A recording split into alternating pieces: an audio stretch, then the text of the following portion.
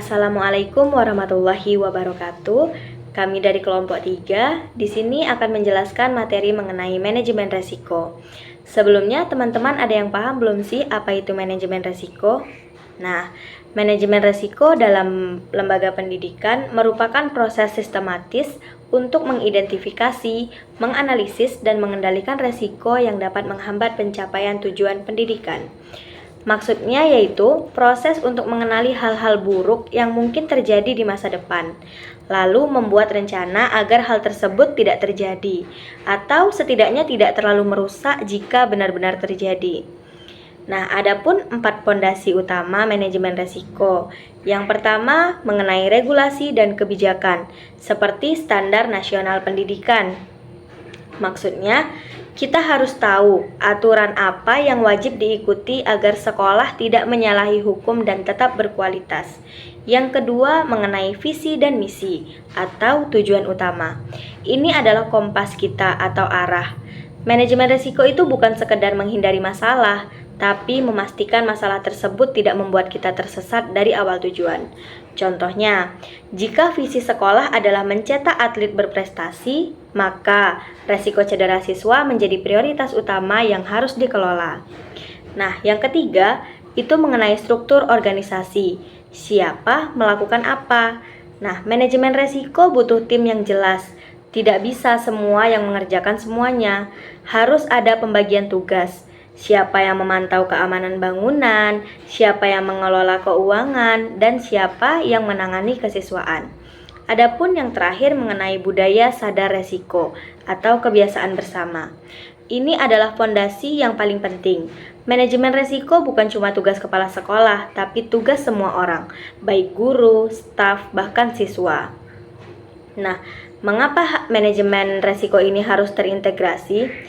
Jika 4 hal di atas digabungkan, manajemen resiko tidak lagi terasa seperti beban tambahan atau tugas dadakan, melainkan sudah menjadi bagian dari cara sekolah bernafas dan bekerja sehari-hari.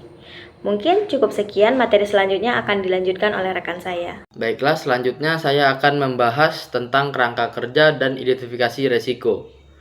Setelah fondasi terbentuk, langkah berikutnya adalah menjalankan kerangka kerja manajemen resiko yang mencakup proses komunikasi, penetapan konteks, serta monitoring secara berkelanjutan. Tahapan penting selanjutnya adalah identifikasi resiko, yaitu mengenali potensi masalah yang mungkin akan terjadi. Resiko dapat berasal dari 2 hal, yaitu internal dan eksternal. Internal seperti kualitas guru, proses pembelajaran, dan manajemen keuangan. Eksternal itu sendiri seperti perubahan kebijakan, perkembangan teknologi, dan kondisi di masyarakat. Hasil dari tahapan ini adalah daftar resiko atau risk register yang memuat jenis resiko, penyebab, serta dampak awalnya. Mungkin itu saja yang saya jelaskan, akan dilanjutkan oleh rekan saya. Terima kasih. Baiklah, materi berikutnya itu adalah analisis risiko. Analisis risiko itu adalah merupakan proses mengidentifikasi atau melihat risiko-risiko yang akan terjadi. Setelah risiko diidentifikasi, langkah berikutnya itu adalah analisis risiko. Pada tahap ini, setiap risiko dinilai berdasarkan 2 aspek utama. Yang pertama, kemungkinan terjadinya likelihood.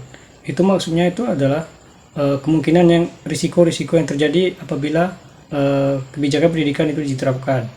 Yang kedua itu adalah dampak yang ditimbulkan atau impact. Ini adalah dampak yang ditimbulkan akibat kebijakan diterapkan. Contohnya pada kemungkinan terjadinya itu adalah bagaimana cara kita melihat kemajuan teknologi itu akan berakibat adanya risiko terhadap lembaga pendidikan. Yang kedua itu adalah dampak yang ditimbulkan. Dengan menerapkan metode pembelajaran digital itu akan berdampak bagaimana cara siswa melakukan proses pembelajaran. Hasil analisis ini membantu lembaga pendidikan memahami risiko, mana yang paling kritis, dan membutuhkan perhatian segera. Baiklah, materi berikutnya akan dijelaskan oleh rekan saya. Baiklah, selanjutnya di sini saya akan melanjutkan pembahasan tentang evaluasi risiko, yaitu tentang pembahasan terakhir. Tahap terakhir ini adalah evaluasi risiko, yaitu tentang menentukan prioritas penanganan berdasarkan hasil analisis sebelumnya. Nah, pada tahap ini ada 4 tahapan.